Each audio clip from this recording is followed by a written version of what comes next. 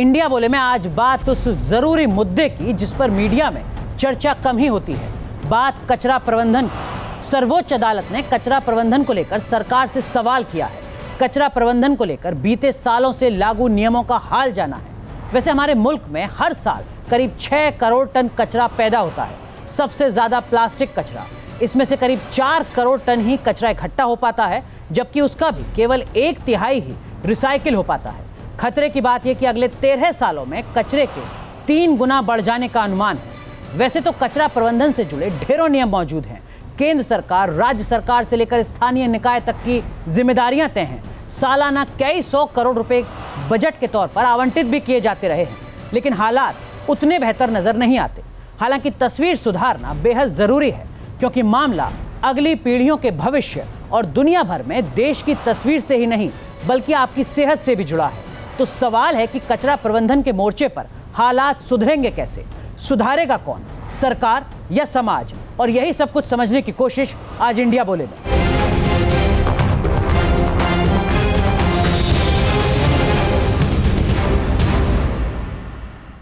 और इस महत्वपूर्ण विषय पर बात करने के लिए हमारे साथ खास मेहमान मौजूद हैं। हमारे साथ हैं AK जैन साहब, आप टाउन प्लानर हैं। हमारे साथ जुड़ रहे हैं प्रोफेसर अमिताभ कुंडू साहब, आप JNU से जुड़े रहे हैं और शहरी विकास को लेकर लंबा अनुभव है आपका। हमारे साथ प्रोफेसर CK वार्ष्णेय साहब जुड़ रहे हैं, आप जल से जुड़े मामलों के, पर्यावरण से जुड़े मामलों के जानकार हैं। हमारे साथ राजकुमार प्रसाद साहब जुड़ रहे हैं, आप स्मार्ट सिटी की जो पूरी कल्पना है सरकार की, उस पर कैसे आगे बढ़ना है, इस पर लगातार काम कर रहे हैं। हमारे साथ प्रदीप डडलानी साहब हैं, आप वेस्ट मैनेजमेंट के मामलों के जानकार हैं। आप सबका बहुत बहुत स्वागत है। और आप तमाम खास मेहमानों से सवाल करने के लिए जनता जनार्दन भी मौजूद है, जिसके पास ढेरों सवाल हैं कचरा प्रबंधन से जुड़े। लेकिन चर्चा की शुरुआत करें उससे पहले इसी मुद्दे से जुड़ी ये रिपोर्ट देखते हैं।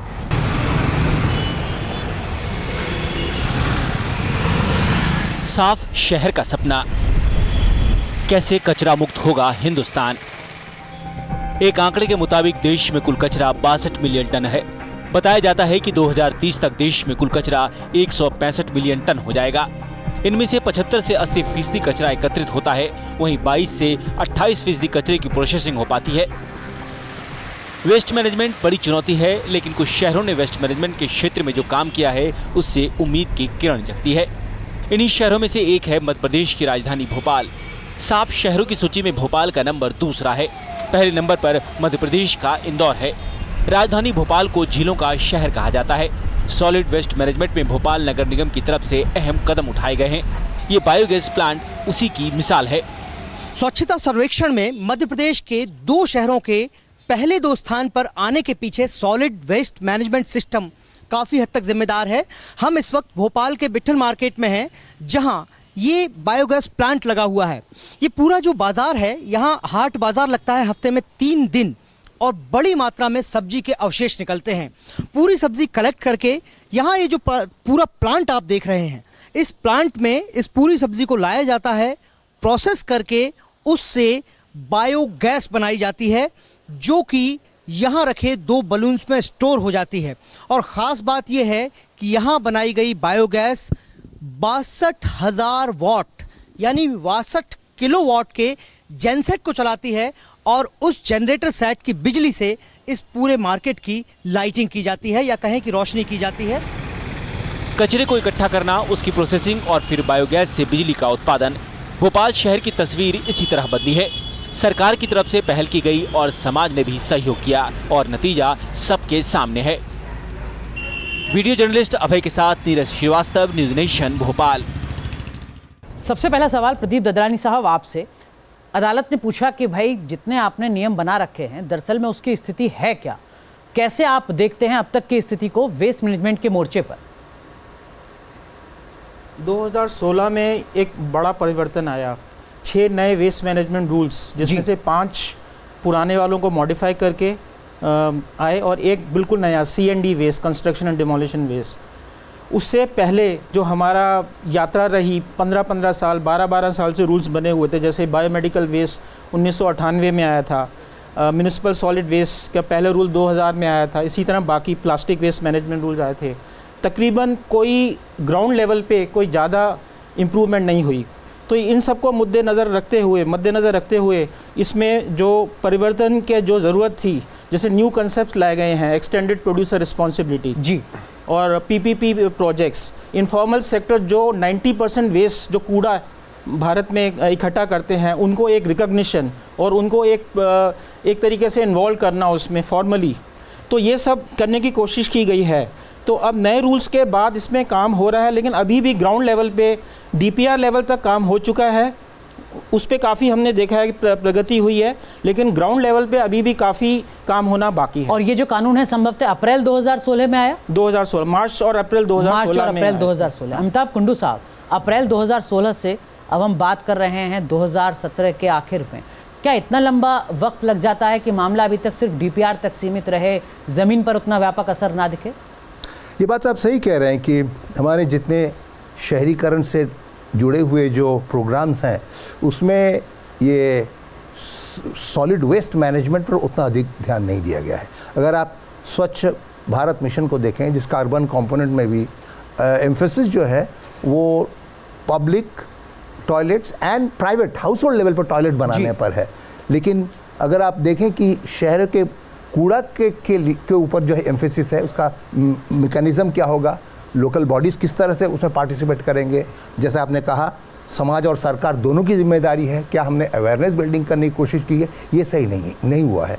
अगर आंकड़ों की बात करें, हम देखते हैं कि नेशनल सैंपल सर्वे ने 2015 में आंकड़े दिए हैं कि 85% घरों में किसी प्रकार का टॉयलेट है, लेकिन सिर्फ 40% शहर ऐसे हैं जहां पर यह कूड़ा प्रबंधन का कोई सही उपाय है। मुझे लगता है सरकार को इस पर ध्यान देने की निश्चित रूप से आवश्यकता है जी। लेकिन इन सब के बीच में सर आपसे भी समझने की कोशिश करेंगे राजकुमार प्रसाद जी, जब हम स्मार्ट सिटी की बात करते हैं तो ये जो कचरा प्रबंधन है, वेस्ट मैनेजमेंट है, ये कितना ज़रूरी है और क्या आपको लगता है कि बीते 7 दशक में जिस प्राथमिकता के साथ इस ज़रूरी मुद्दे पर भी काम होना चाहिए था, क्या वो हो पाया है? पहले तो मैं धन्यवाद दूंगा आपका जो आपने ज्वलंत मुद्दे को उठाया जी। कचरा प्रबंधन केवल कचरा प्रबंधन से नहीं है, एक इंसान की ज़िंदगी से जुड़ा हुआ है। और आपने देखा होगा, अगर हम बात करें, पहले हम लोगों ने पाषाण युग देखा, औद्योगिकरण युग देखा, अभी हम लोग प्लास्टिक युग में हैं। ऐसा ना हो कि फ्यूचर जनरेशन कचरा युग में जिए। मैं अभी रिसेंटली एक विजिट किया था, लास्ट वीक। गांव में जितने चैलेंजेज है, अर्बन माइग्रेशन तो अलग चीज़ है, but I am talking village. Village में इतने इशूज हैं कि लोग झगड़ा करते हैं how to dispose this waste. बिल्कुल। वहाँ पे मैंने देखा लोग क्या कर रहे हैं, घर के आगे वो सोख्ता, एक सोख्ता वर्ड है, अब यूपी बिहार, वो क्या है कि 500 लीटर पानी ज़मीन के अंदर चला जाता है, लेकिन उसका फ्यूचर इम्प्लीकेशन क्या है? वो सारे वाटर कंटेमिनेटेड हो जाएंगे, जिससे फ्यूचर जनरेशन डिजीज़, आप दिल्ली देख लें, अदर मेट्रो सिटीज़ देख लें जी। अगर रियली हम देखें 15 साल का, और खासकर स्मार्ट सिटी प्लानिंग जी, मुझे तो लगता है कि वेस्ट मैनेजमेंट को टॉप प्रायोरिटी देना चाहिए, because it is connected with the human health, बिल्कुल सस्टेनेबल हेल्थ। लेकिन ए.के. जैन साहब, मैं आऊँगा आपके पास। ए.के. जैन साहब, जब हम शहर के नक्शे तैयार करते हैं, जब हम शहरों की प्लानिंग करते हैं, तो क्या वाकई वहाँ पर कूड़ा निस्तारण कैसे होगा, इसका इंतज़ाम होता है, इंतज़ाम रहा है, या आपको लगता है कि ये प्राथमिकता में बहुत पीछे छूट जाता है? और यही वजह है कि लगातार हम जो ये वेस्ट मैनेजमेंट है इसको लेकर विवाद भी देखते हैं। ठीक कह रहे हैं आप कि जब नक्शा तैयार करते हैं तो योजना तो पूरी बनाई जाती है कि कचरे का प्रबंधन किस तरह से हो, लेकिन जैसे मेरे सहयोगी भी कह रहे हैं, ज़मीनी हकीकत में ये चीज़ें उतर नहीं पाती हैं। दिल्ली में जैसे 10,000 मैट्रिक टन कचरा हर दिन इकट्ठा होता है और उसमें से अबाउट 33% या 40% लैंडफिल साइट में चला जाता है। बाकी कचरे का कुछ पता नहीं, ड्रेन्स में जा रहा है, सड़क के किनारे पड़ा है, पार्क्स में जा रहा है, कुछ पता नहीं। तो ये जो है, इसमें 3-4 चीज़ें ध्यान रखने योग्य हैं जो कि मास्टर प्लान ऑफ दिल्ली में भी कही गई हैं।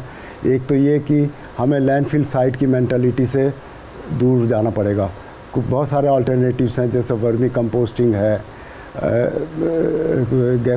गैसिफिकेशन है, कंस्ट्रक्शन एंड डिमोलिशन मटेरियल का रीयूज़ है, रिसाइकलिंग है, बहुत सारी वैक्यूम टेक्नोलॉजी है, ये सब हमें इस्तेमाल करनी पड़ेगी। लेकिन एक इम्पॉर्टेंट बात जो मैं कहना चाहता हूँ जो हमें 2-3 इनोवेशन करने पड़ेंगे इसमें, इसको ज़मीनी हकीकत देने के लिए। एक तो ये कि हमें 60 to 80% मिनिमम कचरा रिसाइकल करना चाहिए। लेकिन साहब अभी तो हम बहुत कम कर पा रहे हैं। अभी बहुत कम कर पा रहे हैं, लेकिन यूरोप में और जापान में और कई कंट्रीज़ में 60% का मिनिमम टारगेट रखा है। कई देशों ने 80% भी अचीव कर लिया है। ठीक है, वो कैसे संभव होगा मैं ये भी आपसे समझने की कोशिश करूंगा। लेकिन प्रोफेसर CK वार्ष्णेय साहब, मैं आंकड़े पढ़ रहा था जिसमें कहा जा रहा था कि औसतन हर दिन एक आदमी 200 से 600 ग्राम तक कूड़ा एक तरीके से फेंकता है। क्या शहरी आबादी इसके लिए ज़्यादा जिम्मेदार है हमारे देश में? देखिए, मैं कहूँगा कि कूड़े का जो इंतज़ाम है और जो कूड़ा निकलता है उसमें शहरी आबादी का हिस्सा तो है ही, लेकिन ये हर जगह समस्या है। गांव में भी ये समस्या है, लेकिन शहरों में ये ज़रा अधिक है। इसका कारण ये है कि एक छोटे क्षेत्र में काफ़ी बड़ी आबादी रहती है, तो इसलिए यहाँ पर ये समस्या काफ़ी गंभीर हो जाती है और फिर इसकी क्वांटिटी इतनी बढ़ जाती है कि इसको संभालने के लिए काफ़ी लोगों की ज़रूरत पड़ती है, ट्रकों की ज़रूरत पड़ती है और तरह तरह के कानून बनाने पड़ते हैं जो कि चलते नहीं हैं और जिनको इम्प्लीमेंट नहीं किया जाता, कार्यान्वित नहीं हो पाते हैं, क्योंकि उसकी देखरेख के लिए कोई हमने एपरेटस तैयार नहीं किया होता है। तो कागज़ पे छपा हुआ कानून तो बहुत अच्छा है, लेकिन सवाल यह है कि उससे काम बनता नहीं है। ये हमने एक दफ़े नहीं, हर दफ़े देखा है और हर क्षेत्र में देखा है। तो यहाँ पर तो जो एक कूड़ा प्रबंधन का काम है वो तो सबसे ज़्यादा लो प्रायोरिटी का काम है। चाहे वो आप स्मार्ट सिटी की बात ले लें या नॉर्मल सिटी की बात ले लें या पुराने शहर की बात ले लें, कहीं पे भी ले लें, इसमें सिर्फ एक बात है कि वो प्रायोरिटी में बहुत नीचे है। वो क्यों नीचे है, इसकी एक हमारी सोच है और इस सोच को हमें बदलना होगा, जिसको कहते हैं पैराडाइम शिफ्ट। क्योंकि जब तक हम साफ़ नहीं रखेंगे, कूड़े का प्रबंधन नहीं करेंगे, तब तक हमारी स्वच्छता नहीं आएगी और हमारा स्वास्थ्य नहीं रहेगा। और मैं समझता हूँ कि जो शहरीकरण के हम सपने देख रहे हैं और जो हमारी एक अच्छा है वो अभी पूरी नहीं हो सकती। मैं आपसे ये बताना चाहता हूँ कि कूड़े के प्रबंधन का जो एक रूप हम लोगों ने समझा है और जो चलता है और जिसके बारे में लोग बात करते हैं, उसी के अंदर सोच की बहुत कमी है। ठीक है, प्रबंधन का मतलब कुछ और ही होता है, लेकिन इसमें हमने सिर्फ उसको रिड्यूस कर दिया है कि एक तरफ से इकट्ठा करो, दूसरी तरफ डालो। तो जहाँ तक अगर ये प्रबंधन की सोच है तो मैं समझता हूँ कभी भी ये समस्या सुधर नहीं सकती है। कुंडू साहब, आप सहमत हैं जो बात वार्ष्णेय जी कह रहे हैं? सवाल सोच पर है और पहले हम सरकारों की सोच को ही समझने की कोशिश करते हैं, चाहे केंद्र की सरकारें रही हों या राज्यों की सरकारें रही हों या लोकल बॉडीज़ रही हों। देखिए अनुराग जी, ये कूड़ा प्रबंधन की समस्या निश्चित रूप से नए नए लैंडफिल्स में डंप करके आप नहीं कर सकते, क्योंकि शहरीकरण इतनी तेज़ी से हो रहा है और लैंड वैल्यूज़ इतने तेज़ी से बढ़ रहे हैं, आपको इस सोल्यूशन से अलग हटना पड़ेगा। लेकिन ये जो कह रहे हैं कि प्लास्टिक का अलग से ट्रीटमेंट किया जाए, हाउस होल्ड लेवल पे सेपरेशन होना ज़रूरी है, और अगर जो वार्ष्णेय साहब ने जो तरीके बताए उनको ऑपरेशनलाइज करने के लिए ज़रूरी ये है कि हाउस होल्ड लेवल पे एक कॉन्शियसनेस आए कि हमें सेपरेट करना पड़ेगा। किसकी जिम्मेदारी थी आपके हिसाब से वो चेतना जगाना? दरअसल में जिम्मेदारी किसकी थी? नहीं, इस पर तो कोई काम ही नहीं हुआ कि अगर हाउस होल्ड लेवल पर सेपरेट नहीं किए जाएंगे, गार्बेज को, प्लास्टिक को, हाउस होल्ड डोमेस्टिक वेस्ट से सेपरेट नहीं किए जाएंगे, उसका कोई सोल्यूशन हम लोग नहीं निकाल पाएंगे। ये बहुत ज़रूरी है कि पहला शुरुआत जो है बुनियादी हाउस होल्ड लेवल से हो, जिसमें सेपरेशन हो, उसके बाद में जो डिसेंट्रलाइज गार्बेज डिस्पोजल सोल्यूशंस हैं उसको इस्तेमाल किया जाए। चलिए, युवा पीढ़ी क्या कुछ सोचती है इस महत्वपूर्ण विषय पर, उनके सवाल एक बार लेते हैं और फिर आपके पास आएंगे और कुछ और पहलुओं को समझने की कोशिश करेंगे। जो सवाल आप पूछना चाहें। जी सर, हाई स्कूल लेवल पे एक जो चैप्टर पढ़ाया जाता है रिसोर्सेज के ही बारे में, उसमें 3R के जो एक थ्योरी होती है जिसमें रिड्यूस रिसाइकल के बारे में भी बताया जाता है कि कम से कम यूज़ करें जितना हो सके और रिसाइकल भी करें। उसको घर के स्तर पे कोई भी यूज़ नहीं करता है, सिर्फ एक पढ़ाई बन के रह गई है। हम बात करते हैं जैसे बाहर कोई भी ऐसे ही कूड़ा फेंक देगा, गीला वेस्ट और जो सूखा वेस्ट होता है कोई उसे अलग नहीं करता है। तो इसे हम लोगों को ही आगे आना पड़ेगा, सिर्फ सरकार के ऊपर डिपेंड नहीं रह सकते हम। ठीक है, लेकिन एक चीज़ मैं दलानी साहब आपसे समझने की कोशिश करूँगा, जितना अभी हम रिसाइकिल कर पा रहे हैं कूड़े को, क्या इतना ही रिसाइकिल हो सकता है, इससे ज़्यादा रिसाइकिल नहीं हो सकता है, या फिर हमारे पास संसाधन बहुत सीमित रहे? आई थिंक संसाधनों की कमी अब तो नहीं है। पहले ये ज़रूर इस टाइप का एक सिनेरियो था जब फंडिंग बिल्कुल अवेलेबल नहीं होती थी, एक म्यूनिसिपल बजट होता था, उसमें काम करना पड़ता था एक ULB को, अर्बन लोकल बॉडी को। उसके बाद JNNU RM आया, अमृत आया, स्मॉल एंड मीडियम सिटीज़ के लिए स्कीम्स आई, अब और स्मार्ट सिटी वगैरह, स्वच्छ भारत मिशन, अब फंडिंग अवेलेबल है। लेकिन अभी भी वो जो कैपेसिटी बिल्डिंग है एट दी जो म्यूनिसिपल लेवल पे वो नहीं है। दूसरा, कुछ परिवर्तन की और आवश्यकता है। जैसे मैं आपको एक छोटा सा उदाहरण देता हूँ, जब मास्टर प्लान बनता था सिटी का पहले 2021 का 2031 का, तो उसमें वो जगह का जहाँ पे आपको डिस्पोजल साइट है, प्रोसेसिंग एंड डिस्पोजल साइट, वो मार्क ही नहीं होती थी।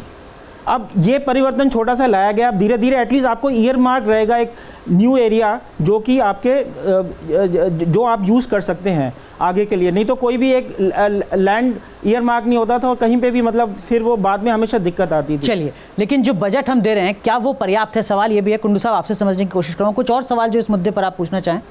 चलिए, सवालों की यहाँ पर कमी है, लेकिन आप कुछ पूछना चाहें? अगर ऐसा है कि बजट प्रॉपर है, हर चीज़ रिसोर्सेज प्रॉपर है, तो अभी तक क्यों इसका कोई सॉल्यूशन नहीं है? क्यों हर जगह लैंडफिल्स हो रहे हैं? और लैंडफिल्स अगर ऐसे ही चलता रहा तो सर धरती ही खत्म होगी ना। ठीक है, कुंडू साहब, एक चीज़ मैं आपसे समझने की कोशिश करूंगा। मैं पढ़ रहा था जिसमें कहा गया कि 14,000 करोड़ रुपए के आसपास बजटरी प्रोविज़न है भारत सरकार की तरफ से वेस्ट मैनेजमेंट के लिए ही नहीं, इससे जुड़े बाकी तमाम पहलुओं के लिए भी। क्या वो जो बजटीय आवंटन होना चाहिए उस इंफ्रास्ट्रक्चर को तैयार करने के लिए जिसका जिक्र डडलानी जी कर रहे हैं यहाँ पर, क्या उतना ही बजटरी एलोकेशन होता रहा है? पिछले 3 साल के बजट्स को मैंने देखा है, जितना सोशल सेक्टर पर इन्वेस्टमेंट होना चाहिए उतना नहीं हो रहा है, जितना एलोकेशन होना चाहिए निश्चित रूप से उसमें डेफिसिट है। पिछले साल थोड़ी सी उसमें इंक्रीज किया गया था, लेकिन इस बारे में कोई संदेह नहीं है कि वेस्ट मैनेजमेंट पर जितना हमारी चिंतन होनी चाहिए वो नहीं है। लेकिन ये जितने सारे सॉल्यूशंस की हम बात कर रहे हैं वो तभी संभव हो पाएगा जब एक हाउस होल्ड लेवल पे चेतना हो। जैसे कि सेंटर फॉर एनवायरमेंट एजुकेशन का एक स्टडी आया है जी, उसमें ये कहते हैं कि आप वेस्ट टू एनर्जी हो सकता है, वेस्ट से आप सड़कें बनवा सकते हैं। लेकिन ये सारे सॉल्यूशन तभी पॉसिबल हो पाएगा अगर आप सेग्रीगेशन करें। उसके लिए अगर सरकार इकट्ठा करके गार्बेज को फिर खुद ही सेपरेट करे, इतना एक्सपेंसिव प्रपोजल हो जाएगा कि हम उसको सस्टेन नहीं कर पाएंगे। इसलिए सेपरेशन बहुत जरूरी है। प्रोफेसर सीके वार्ष्णेय, इस पहलू को आप कैसे देखते हैं? और कहा यह जा रहा है कि जितना आप कोयले से बिजली बनाते हैं लगभग आप उतनी बिजली बना लेंगे कचरे से। देखिए, इसके 2 तरीके से मैं इसका प्रश्न का उत्तर दूंगा। पहली बात तो यह है कि यहाँ चर्चा हुई कि सेग्रीगेशन होना चाहिए, चर्चा ये भी हुई कि ये हर घर से शुरू होना चाहिए, और चर्चा ये भी हुई कि इसके लिए कुछ थोड़ा आवंटन भी सरकार करती है। लेकिन आपको ये जानना चाहिए कि इसके बारे में आम जनता को पूरी तरीके से न तो इन्वॉल्व करने की कभी कोशिश की गई है और न उसके बारे में कभी हमने कोई प्रचलन किया है। एक बात मैं और बताना चाहता हूँ कि कहीं भी आप देख लीजिए कि 2 तरह के 3 तरह के डिब्बे पूरी मात्रा में नहीं हैं, कुछ ही लोकेलिटी में हैं। तो अगर आप इस तरीके से आधे मन से या बिना एक उत्साह से अगर काम करेंगे तो कचरा कभी भी सेपरेट नहीं हो सकता है। दूसरी बात एक और मैं बताता हूँ, कभी आपने 2 या 3 तरह के ट्रक चलते हुए देखे जिसके अंदर के सूखा कचरा अलग, गीला कचरा अलग? तो जब ये नहीं होगा और लोगों से कहा जाएगा कि आप इसको सेपरेट कीजिए और फिर उसको सारे को एक ही में डाल दिया जाएगा, तो मैं समझता हूँ कि ये तो बहुत ही न्यायोचित बात नहीं है। सर्वोच्च अदालत ने सरकार से पूछा है कि कचरा प्रबंधन के लिहाज से आपने क्या कुछ कदम उठाए हैं, रफ्तार किस तरीके की रही है, सफर किस तरीके का रहा है। और यहाँ पर हम चर्चा कर रहे हैं और ये जानने की कोशिश कर रहे हैं कि कचरा प्रबंधन के मोर्चे पर किस तरीके की चुनौतियां हैं और कैसे उन चुनौतियों से निपटा जा सकता है। खास मेहमान हमारे साथ बने हुए हैं, ये रिपोर्ट देखिए, उसके बाद चर्चा को आगे बढ़ाते हैं।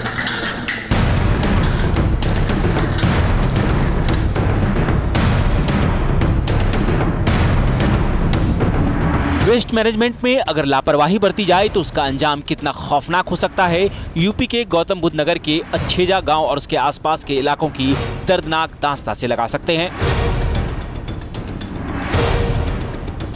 इन गांवों के आसपास कई कारखाने चल रहे हैं। गांव के लोगों का आरोप है कि इनमें से कुछ फैक्ट्रियों की वजह से इस इलाके का भूमिगत जल प्रदूषित हो रहा है। इल्जाम है कि ये कारखाने अपने वेस्ट केमिकल वाटर का निपटारा ठीक से नहीं करते हैं और इससे जमीन के अंदर का पानी प्रदूषित हो रहा है। पॉल्यूटेड वाटर की वजह से लोग कैंसर जैसी जानलेवा रोगों की चपेट में आते जा रहे हैं। 25 केस तो वो हैं जिनको पता है कि मेरे कैंसर है, और 15 से 20 केस ही वो हैं जिनको भी यही नहीं बता रखा कि तेरे कैंसर है। कचरा प्रबंधन हमारे देश में बड़ी चुनौती है। सरकार की तरफ से कुछ कदम उठाए गए हैं। 2 अक्टूबर 2019 तक सभी शहरों में 100% सॉलिड वेस्ट मैनेजमेंट का लक्ष्य है। कुछ शहरों में वेस्ट मैनेजमेंट के लिए कारगर कदम भी उठाए गए हैं। इन्हीं शहरों में से एक है इंदौर। इंदौर में घर घर से कचरा उठाने के लिए विशेष अभियान चलाया गया। कचरा उठाने के लिए नगर निगम का वाहन पहुंचता है। कचरा उठाने के वक्त ही गीले और सूखे कचरे को अलग अलग कर लिया जाता है। 2017 के मुताबिक देश के दो सबसे साफ शहर मध्य प्रदेश में हैं। जी हाँ, मध्य प्रदेश की राजधानी भोपाल जहां इस सर्वेक्षण में दूसरे नंबर पर है, तो वहीं इंदौर शहर को पहला मुकाम हासिल हुआ है। और अगर हम बात करें सफाई की, तो जाहिर तौर पर इन दोनों शहरों में सफाई के इंतजामात में ज़मीन आसमान का फ़र्क आया है। जानकारों के मुताबिक वेस्ट मैनेजमेंट की चुनौती बड़ी है। सरकार को 2 कदम उठाने ही होंगे, समाज का सहयोग भी जरूरी है। वीडियो जर्नलिस्ट अभय के साथ Neeraj Shrivastava, News Nation, Bhopal. Professor Kundu, आपसे समझने की कोशिश करूंगा। सर, एक तरफ तो हम लगातार ये मान रहे हैं कि देखिए कचरा प्रबंधन प्राथमिकता में बहुत पीछे है, लेकिन जैसे ही साफ शहरों की रैंकिंग आती है तब हम देखते हैं कि मध्य प्रदेश के 1 नहीं 2 नहीं कई शहर नंबर 1 पर, नंबर 2 पर, नंबर 4 पर नजर आते हैं। गुजरात के कई शहर उसी तरीके से टॉप 10 शहरों में नजर आते हैं। दक्षिण भारत के बाकी शहर भी उस रैंकिंग में नजर आते हैं। क्या ये बदलाव की शुरुआत है आपके हिसाब से? देखिए, शहरी विकास मंत्रालय ने ये सर्वे करवाया है, सर्वेक्षण 2017, जिसके तहत 434 शहरों की रैंकिंग की गई है, जिसमें जैसे आपने बताया इंदौर टॉप पे है और काफ़ी सारे मध्य प्रदेश के शहर ऊपर हैं। इसकी वजह क्या है? क्या वजह है कि हमारे दिल्ली के एनडीएमसी के अलावा बाकी जितने सारे म्यूनिसिपल कॉर्पोरेशन एरिया है उसकी रैंकिंग काफ़ी कम है। देश की राजधानी दिल्ली की स्थिति, हाँ, दिल्ली की स्थिति है। सिर्फ एनडीएमसी को छोड़कर, एनडीएमसी की रैंकिंग शायद न्यू दिल्ली म्यूनिसिपल कॉर्पोरेशन की रैंकिंग जो है वो 3रा या 4था है। मैंने इसका वजह जानने की कोशिश की। मैंने देखा कि इंदौर में पर कैपिटा अर्निंग जो है, म्यूनिसिपल अर्निंग काफ़ी अधिक है मध्य प्रदेश के बाकी शहरों की तुलना में। और अगर आप रैंकिंग करें, जितने शहर हैं जहां per capita earning municipal tax revenue अगर ज़्यादा आया है तो सरकार का पास कुछ ज़्यादा, मतलब लोकल गवर्नमेंट के पास ज़्यादा सहूलियतें होती है। दूसरी बात, मुझे लगता है मध्य प्रदेश में ये जो पट्टा दे दिया गया था उसकी वजह से जो स्लम एरिया में है उसमें लोगों को एक अपनापन नज़र आया कि ये मेरी ज़मीन है और उसको साफ रखना चाहिए। हो सकता है ये भी एक वजह हो। लेकिन चूंकि आपने थोड़ी देर पहले करप्शन की बात की, मैं ये बताना चाहूँगा कि करप्शन के तहत लोग, बहुत सारे म्यूनिसिपल कॉरपोरेशन ने कहा कि हमारे बस की बात नहीं है, हम प्रबंधन नहीं कर पाएंगे। उन्होंने प्राइवेट सेक्टर को बुलाया। मैं जानता हूँ अहमदाबाद में बुलाया, बहुत सारे उत्तर प्रदेश के बहुत सारे म्यूनिसिपल कॉरपोरेशंस ने प्राइवेट कॉरपोरेट सेक्टर को सब कॉन्ट्रैक्ट कर दिया।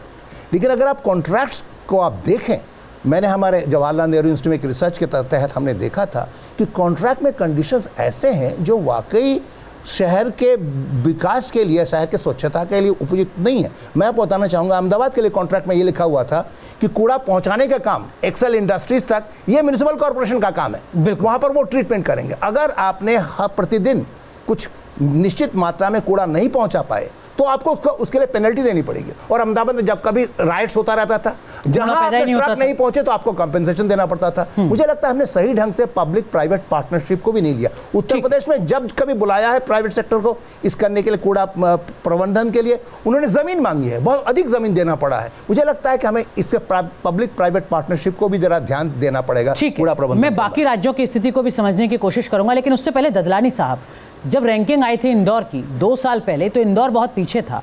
ये 2 साल का सफर है कि वो देश में नंबर 1 पर पहुंच जाता है। क्या इसके पीछे वहां का रेवेन्यू मॉडल ही एक बड़ी वजह है, या अधिकारियों की ईमानदारी और समाज की संवेदनशीलता ये एक बड़ी वजह है? इसके कई कारण हैं, हम इसमें काफ़ी काम कर रहे हैं। तो एक मध्य प्रदेश में एक म्यूनिसिपल एडमिनिस्ट्रेशन का जो डिपार्टमेंट है, उन्होंने इसमें काफ़ी अच्छा कार्य किया है, प्रोफेशनली मैनेज जिसको कहते हैं। दूसरा, एक मैं आपको और एग्जांपल देता हूँ, मैसूर में हमने काम, जो पिछले सर्वेक्षण में नंबर 1 पे थे, इस बार भी उनका अच्छा है, 5वें नंबर पे है। लेकिन उनका, क्योंकि परफॉर्मेंस इंडिकेटर्स जो होते हैं कई टाइप के होते हैं, वेस्ट मैनेजमेंट भी उसमें, हाँ, वेस्ट मैनेजमेंट भी एक होता है। तो कुछ टेक्निकल रीज़न से उनको 5वां स्थान मिला। तो ये सबका इम्प्रूवमेंट हो रही है कई नई जगहों पे। वही जैसे दिल्ली का हम बात कर रहे थे, हम बहुत नीचे हैं, मुंबई वो भी बहुत पीछे है। तो ये सब कई इंडिकेटर्स मिलके वो एक आपकी जो ओवरऑल रैंकिंग। लेकिन मेरा जो सवाल है वो ये कि कैसे इंदौर नंबर 1 पर आ जाता है, कैसे मैसूर 5वें नंबर पर आ जाता है, कैसे कोई और शहर, उदाहरण के तौर पर भोपाल नंबर 2 पर आ जाता है? वहाँ क्या कुछ हो रहा है जो बाकी जगह नहीं हो रहा? देखिए, इसमें कई इंडिकेटर्स जो मैं बोल रहा था, जैसे एक सर्विस लेवल बेंचमार्क्स हैं सरकार के। मिनिस्ट्री ऑफ अर्बन डेवलपमेंट ने सॉलिड वेस्ट के लिए 8 बेंचमार्क्स हैं, जिसमें आपका collection rate, recycling, disposal, even जो आपका कंप्लेंट रिड्रेसल है जी। तो ये सब इंडिकेटर्स एक पार्ट है। दूसरा, आपकी कलेक्शन फीस, जो यूज़र फीस है उसका, आपका जो रिफॉर्म्स किए हैं आपने, जो वेस्ट मैनेजमेंट में यूज़ कर रहे हैं और जो सिस्टम है, तो पूरे का उसमें सबको मिला के फिर उसका किया जाता है। तो धीरे धीरे कईयों ने इसमें स्पेशली इस पे कार्य किया है, सर्वेक्षण के लिए ही कार्य किया है, और जिससे वो आगे भी आए हैं। बिल्कुल, लेकिन राजकुमार प्रसाद साहब, क्या ये स्थिति बाकी शहरों में नहीं दिख सकती? आप भोपाल देखिए, इंदौर देखिए, इस तरीके के तमाम बड़े शहरों में मैं गया हूँ, स्थितियों को देखा है। आपके घर पर आता है व्यक्ति गाड़ी के साथ, वो कूड़ा लेकर जाता है, दिन में 2 बार आपके यहाँ से कूड़ा लिया जाता है, रात में सड़कों की सफाई होती है, और अगर आप कूड़ा फैलाते हैं तो आपके खिलाफ सख्त कार्रवाई भी होती है। और नीचे से लेकर ऊपर तक जो अधिकारी हैं वो लगातार सतर्क रहते हैं, संवेदनशील रहते हैं। क्या इस तरीके की ईमानदारी बाकी शहरों में नहीं दिख सकती? और क्या उसके बाद कचरा प्रबंधन के हालात नहीं सुधरेंगे आपके मुताबिक? क्यों नहीं, आपने बड़ा अच्छा मुद्दा उठाया, माइंडसेट। आपने देखा होगा किसी भी काम को आप लें, अगर आपका माइंडसेट है, सही है, और डेडिकेशन है उस काम के प्रति, डिवोशन है, डिटर्मिनेशन है, तो हर चीज़ संभव है। और इंदौर और जो अदर सिटी जो रैंकिंग में आए हैं, क्यों नहीं दूसरी सिटी कर सकते हैं? लेकिन वही भाई इंटरेस्ट नहीं है, लोगों का वेस्टेड इंटरेस्ट है उसमें, तो चलो आज क्या है, छोड़ो हटाओ। आपको एक टारगेट लेना पड़ेगा कि अपनी सिटी को स्वच्छ रखना है, सिटीजन को बिहेवियर करे। सिटीजन पार्टी, अब मैं एग्जांपल देता हूँ जी, स्मार्ट सिटी की बात करें, वेस्ट मैनेजमेंट टॉप प्रायोरिटी, आप देखिए उसमें बड़ा पहला मुद्दा है सिटीजन पार्टिसिपेशन। आप ये बताएं पूरे इंडिया में, आज यूरोप है, यूएस है, क्योंकि वहाँ के सिटीजन डायरेक्ट पार्टिसिपेट करते हैं, चाहे म्यूनसिपल कोई काम हो या कुछ भी चीज़ हो। लेकिन आज आप इंडिया में बताएं कितने सिटीजन डायरेक्टली पार्टिसिपेट करते हैं लोकल बॉडी सजेशन में? बिल्कुल, आप बताएं। तो these are the lacking point. और इसमें हम चाहते हैं कि सिटीजन और म्यूनसिपालिटी साथ में मिल के काम करें। डेफिनेटली अपना सिटी सस्टेनेबल सिटी होगा, मेंटेनेबल सिटी होगा, लेकिन यहाँ पे लैकिंग है। दैट इज भाई आज इंदौर नंबर 1 है, अदर सिटी नहीं है। प्रोफेसर सीके वार्ष्णेय, ये जो टॉप 10 शहर हैं, इसमें उत्तर प्रदेश का एक शहर नहीं है, इसमें बिहार का एक शहर नहीं है, जो घनी आबादी वाले राज्य हैं इस देश के। और भी जो ज़्यादा बड़े राज्य हैं, उनमें से एक भी राज्य का कोई भी शहर यहाँ पर रिप्रेजेंट नहीं करता है। आपके हिसाब से अंतर कहाँ? देखिए, अंतर सिर्फ इसमें इतना है कि जो सेंसिटाइजेशन हुआ है मध्य प्रदेश में, और ख़ास तौर से इंदौर और भोपाल में, तो वो सिर्फ पब्लिक पार्टिसिपेशन की वजह से हुआ है। और दूसरी बात यह है कि जो वहाँ पर म्यूनिसिपैलिटी के काम करने वाले लोग हैं, they are little more enlightened and they are little more dedicated and they are more behaving responsibly. जबकि यहाँ पर न तो उनसे कभी कोई जिम्मेदारी की बात पूछी गई है और न उनके ऊपर जिम्मेदारी कभी फिक्स की गई है, जिसका कारण ये है कि हम देखते हैं कि चारों तरफ गंदगी फैली रहती है। और ये सारी समस्या इसी वजह से है कि हमने प्रबंधन के बारे में और कूड़ा प्रबंधन के बारे में कभी समुचित तरीके से न सोचा है और न उसको समझा है। और इसका मुख्य कारण ये है कि जो वहाँ लोग हैं उनको खुद नहीं पता है कि किस तरीके से प्रबंधन होता है और इसके क्या क्या मुद्दे हैं। उनकी कोई ट्रेनिंग नहीं होती है। जब गाड़ी ट्रक से सामान जाता है, कचरा जाता है, तो आप देखते हैं चारों तरफ फैला हुआ जाता है। उसके ऊपर काफ़ी सारे लोगों ने याचिका दायर की और कहा कि उसके ऊपर टारपोलिन होना चाहिए। तो जब लोग जाके अलर्ट करते हैं और जब लोग जाके इसकी अदालत जाना पड़ता है, तब ये छोटा मोटा काम हो पाता है। और वो भी मैं समझता हूँ कि सिर्फ एक खाना पूरी है। जिस तरीके से वो ट्रक जाता है, वो चारों तरफ इतनी हवा फैलाता है कि जिससे काफ़ी बीमारी के जो बिल्कुल माइक्रो ऑर्गेनिज्म है वो इधर उधर घूमते रहते हैं पूरे शहर के अंदर। शहरों में प्रोफेसर वार्ष्णेय स्थितियां सुधरी हैं। वहां पर ऐप्स बने हुए हैं, आप ऑनलाइन शिकायत कर सकते हैं कि हमारे यहाँ से कूड़ा नहीं उठा है। 24 घंटे के अगर अंदर कार्रवाई नहीं होती है तो जो वरिष्ठतम अधिकारी है वो संबंधित कर्मचारी के खिलाफ कार्रवाई करता है। सवाल जवाबदेही का है। लेकिन यहाँ पर सवाल जैन साहब एक ये भी है कि क्या इस तरीके के काम करने वाले शहर, लोकल बॉडीज को कुछ प्रोत्साहन राशि दी जा सकती है, किसी तरीके से ज़्यादा बजटीय मदद दी जा सकती है? क्या उससे स्थितियां कुछ सुधरेंगी? जैन साहब, ये बहुत आवश्यक है, पर इससे पहले कैपेसिटी बिल्डिंग, प्रोत्साहन और अवार्ड तो ठीक हैं, उससे पहले कैपेसिटी बिल्डिंग। जो हमारे म्यूनसिपल कॉरपोरेशन हैं, म्यूनसिपल काउंसिल्स हैं, उनमें कैपेसिटी नहीं है, उनमें पैशन नहीं है कि शहर को साफ़ करें। वो ये समझते हैं कि ये एक बर्डन है। और जब देखिए आप दिल्ली में जैसे होता है स्ट्राइक करके बैठ, सर वाकई कैपेसिटी बिल्डिंग नहीं है या करप्शन का एक बहुत बड़ा खेल होता आ रहा है? आप याद कीजिए JNNURM इस देश में 1-2 साल से नहीं चल रहा है, लंबे समय से चल रहा है। 7 साल चला है। 7 साल से चल रहा है और हज़ारों करोड़ रुपए दिए गए लोकल बॉडीज। हाँ, नहीं, कैपेसिटी बिल्डिंग का मतलब खाली पैसा नहीं है। हाँ। इंदौर की और भोपाल की आपने बात की है, मैसूर की बात की है। वहाँ के म्यूनसिपल ऑफिसर्स थे जो सॉलिड वेस्ट मैनेजमेंट के इंचार्ज थे, उन्हें सिंगापुर भेजा गया, यूरोप भेजा गया और कई ऐसे कंट्रीज़ में भेजा गया ताकि उनको एक पैशन हो, उन्हें पता लगे कि कैसे सफाई होती है और सफाई का मायने क्या है। जी, तो लेकिन वो चीज़ हमारे यहाँ पे मिसिंग है। ठीक है, कैपेसिटी बिल्डिंग को लेकर कुंडू साहब से भी सवाल करेंगे। कुछ और सवाल जो यहाँ पर इस मुद्दे पर। जी, एक सवाल है सर मेरा छोटा सा।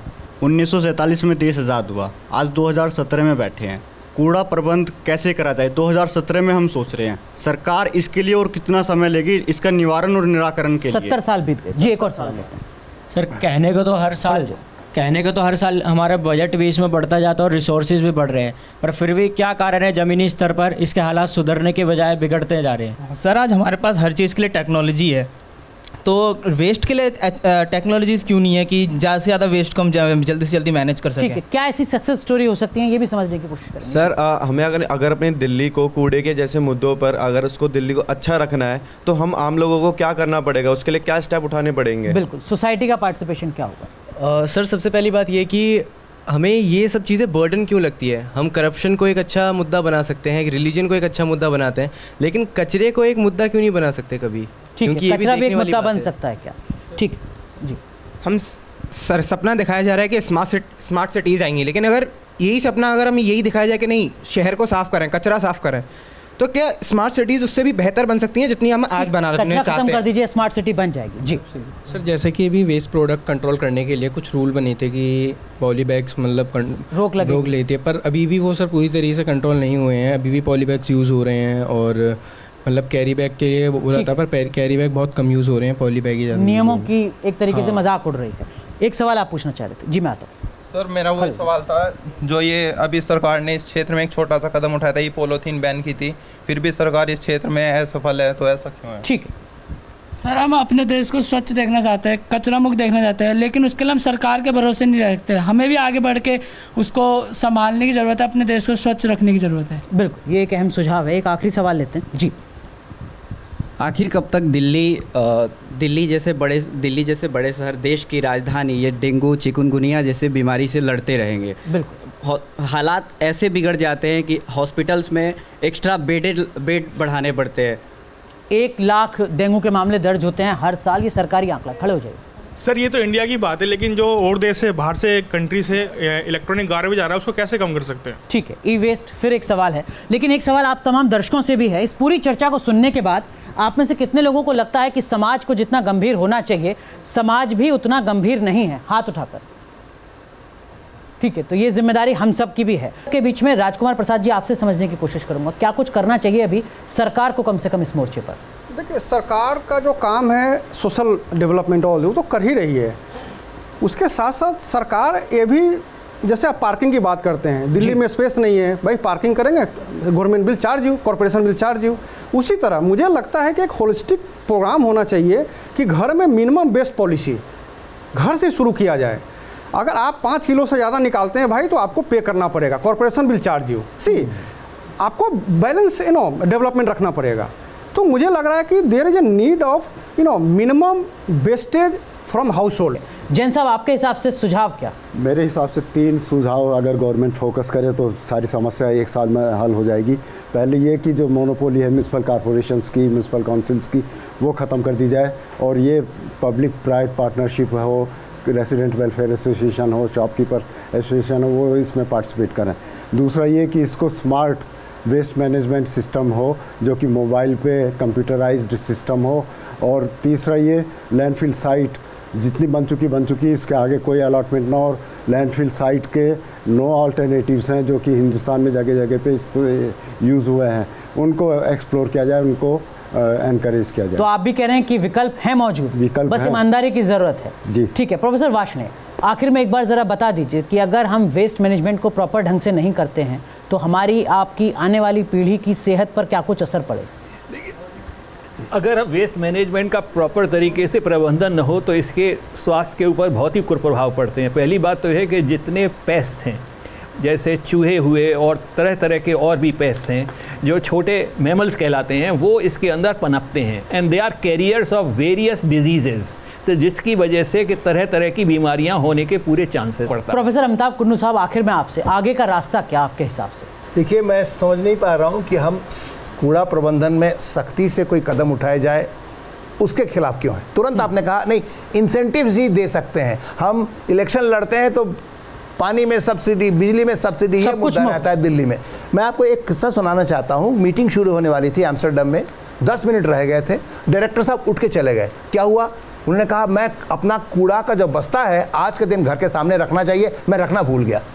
इतनी वहाँ पर पेनल्टी है, अगर आपने अपना कूड़ा का बस्ता नहीं रखा उस दिन, उसके ऊपर आपको फाइन लगने वाला है। मुझे लगता है हमें मेंटेलिटी को बदलने की ज़रूरत है। और फाइनली स्मार्ट सिटी से लिंकअप किया गया ये कूड़ा प्रबंधन से। मैं समझता हूँ स्मार्ट सिटी के तरह तरह के डिफिनेशन है, लेकिन मोदी जी ने इसको रिलीज़ करते जिस दिन ये स्मार्ट सिटी मिशन को शुरू कर रहे थे, उन्होंने एक परिभाषा दी। उन्होंने कहा स्मार्ट सिटी वो है जो लोगों की बुनियादी ज़रूरतों को ध्यान दे। ये डिजिटल टेक्नोलॉजी, हाई-फाई टेक्नोलॉजी नहीं। अगर आप कूड़ा प्रबंधन नहीं कर पाते, बिजली पानी का इंतजाम नहीं कर पाते, वो स्मार्ट सिटी नहीं हो सकता। मुझे लगता है इस मिशन के साथ में हमें कूड़ा प्रबंधन को देखने की आवश्यकता है। और क्या हम उसी रास्ते पर आगे बढ़ रहे हैं? बहुत संक्षेप में, असल में अगर पिछले 2 साल का आंकड़े देखें तो निश्चित रूप से टॉयलेट्स का कंस्ट्रक्शन बहुत तेजी से हुआ है। लेकिन जैसे मैंने बताया कि स्वच्छ भारत मिशन में ये सिटी के ओवरऑल सैनिटेशन एंड कूड़ा प्रबंधन पर ध्यान नहीं दिया गया है। उसके लिए माइंडसेट बनाने के लिए जो अवेयरनेस बिल्डिंग कैंपेन करनी चाहिए वो भी नहीं किया गया है। इसकी सख्त आवश्यकता है। चलिए, शौचालय तो हम बना रहे हैं, लेकिन कचरा प्रबंधन को कैसे बेहतर किया जाए, इस लिहाज से जिस जागरूकता को बढ़ाने की जरूरत है समाज में और कार्यपालिका में जिस संवेदनशीलता की जरूरत है, उस पर काम किया जाना अभी बाकी है। बहुत बहुत शुक्रिया आप सभी खास मेहमानों का कार्यक्रम में जुड़ने के लिए और इस महत्वपूर्ण मुद्दे पर अपना अपना अनुभव दर्शकों के साथ साझा करने के लिए। बहुत बहुत शुक्रिया आप सभी दर्शकों का भी कार्यक्रम देखने के लिए। उम्मीद करते हैं हालात बेहतर होंगे। नमस्कार।